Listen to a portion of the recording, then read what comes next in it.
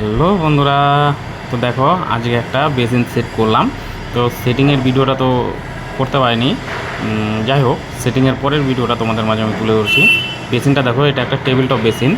আর যে বেসিনের মিররটা, যেটা আয়নাটা, ওটা দেখো খুবই সুন্দর। এটা সুইচ সিস্টেম, এর সঙ্গে লাইট জ্বলে, তিন তিন তিন কালারের লাইট। এটা তিন রকমের আলো হবে। দেখো,